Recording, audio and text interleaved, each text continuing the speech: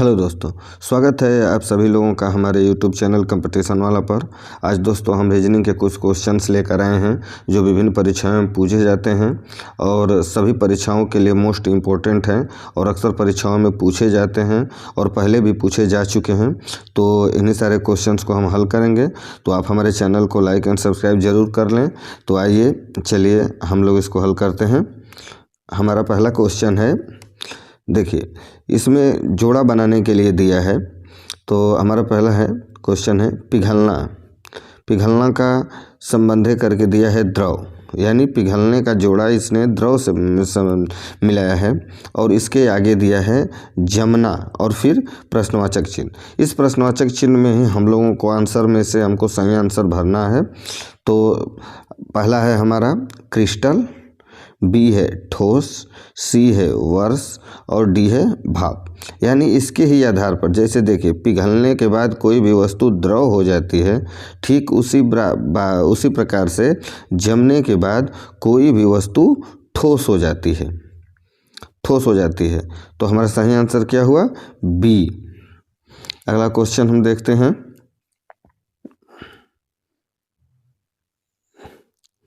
अगला क्वेश्चन है हमारा, निम्न में से कौन एक अन्य तीन से भिन्न है।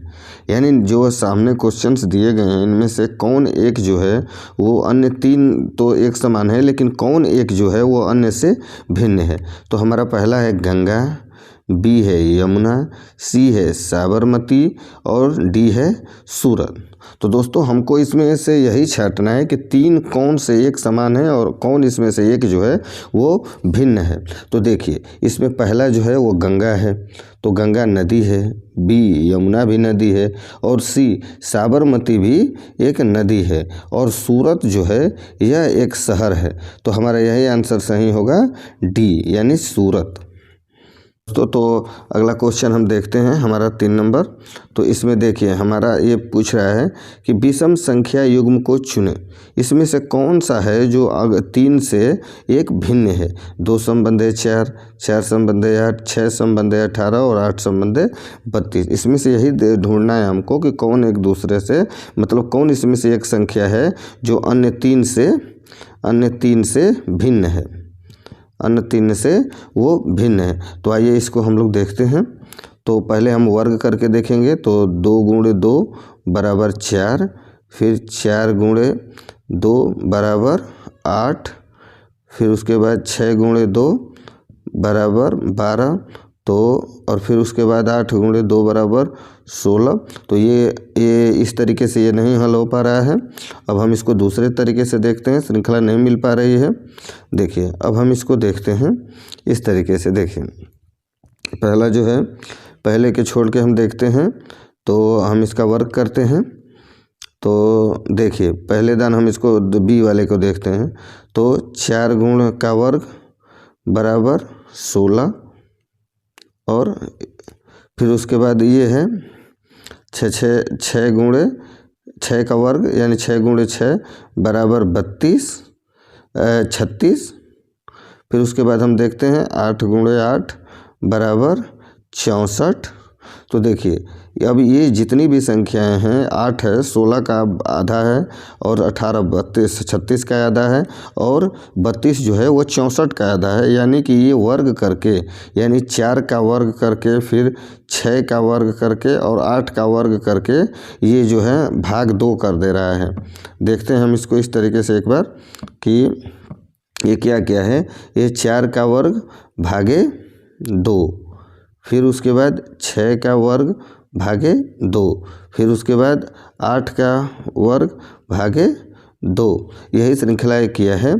तो यानी 4 के 16 भागे 2 बराबर 8 और 6 के 36 भागे 2 बराबर 18 और आगे किया है 64 भागे 2 बराबर 32।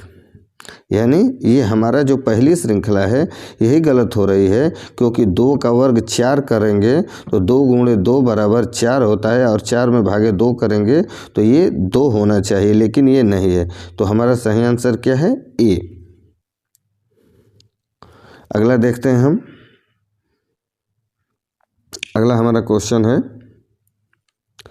17, 21, 30, 46 और 71, यानी आगे की हमारी संख्या क्या होगी। ये प्रश्नवाचक चिन्ह की श्रृंखला को हमको पूरा करना है कि आगे की ये श्रृंखला क्या होगी। ठीक वैसे ही क्वेश्चन है, हमको इस श्रृंखला में आगे की संख्या को पूरा करना है कि हमारी आगे की संख्या क्या होगी, यानी 71 के बाद कौन सी संख्या होगी। तो हम इसको देखते हैं। 17 और 21 में हमारा गैप कितना है?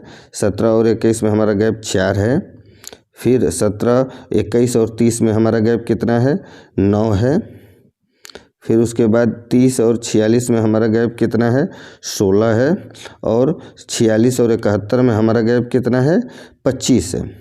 यानी अब इस तरीके से श्रृंखला आगे बढ़ रही है। 4, 9, 16, 25 अंक जो है ये आगे आगे संख्याओं को लिखा है।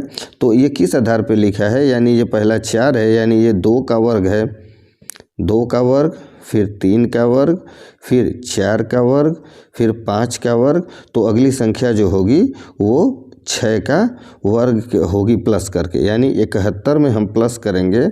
71 प्लस 6, 6 का 36, हम 36 करेंगे तो हमको अगली संख्या मिल जाएगी। यानी ये जो 46 के बाद एक 36 हम इसमें जोड़ेंगे तो 71 के बाद तो हमको वो संख्या मिल जाएगी। तो हम इसको जोड़ लेते हैं।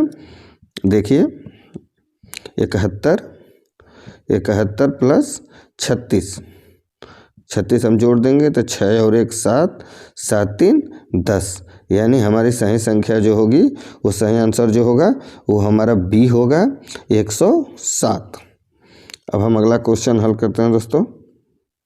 देखिए अगला क्वेश्चन हमारा है, निम्न में से कौन एक समूह से भिन्न है? इसको भी हमें वही संख्या ज्ञात करनी है जो इस समूह से भिन्न है। तो पहला है किलोग्राम, टन, गैलन और क्विंटल। ये इसमें से हमको एक भिन्न छांटना है कि इसमें से एक अलग क्या है। अन्य 3 जो समूह बना रहे हैं उसमें से एक जो है वो अलग क्या है। तो इसमें हम देखते हैं, पहला है हमारा किलोग्राम। तो किलोग्राम हमको जो किलो मापने उपने में काम आता है, टन भी ये भी मापने में काम आता है, क्विंटल जो है ये भी मापने में काम आता है और गैलन भी मापने में काम आता है। तो हमको ये देखना है कि तीनों चीज़ें तो हमें मापने में ही काम आती है, लेकिन क्या इसमें भिन्नता आती है। तो हम इसको ध्यान से देखेंगे तो ये पता चलता है कि किलो, टन और क्विंटल ये तीनों ठोस वस्तुएं नापने के लिए हैं, यानी ये नापी जाती हैं वस्तुओं को। और जो गैलन है, गैलन हम इससे तरल पदार्थ नापते हैं, इससे हम इन तीनों से हम ठोस पदार्थ नापते हैं और इससे जो है हम तरल पदार्थ जैसे तेल वोल वगैरह है वो हम गैलन में मापते हैं। तो इसका सही आंसर जो होगा वो सी होगा, क्योंकि गैलन ही एक भिन्न है जो इन तीनों से अलग है। तो दोस्तों आप सभी लोगों को हमारी वीडियो कैसी लगी हमें कमेंट करके ज़रूर बताइएगा और हमारे चैनल को लाइक एंड सब्सक्राइब ज़रूर कर लीजिए ताकि इसी तरह के वीडियो आपको रोज़ाना मिलती रहें। तो मिलते हैं नेक्स्ट वीडियो में, तब तक के लिए नमस्कार।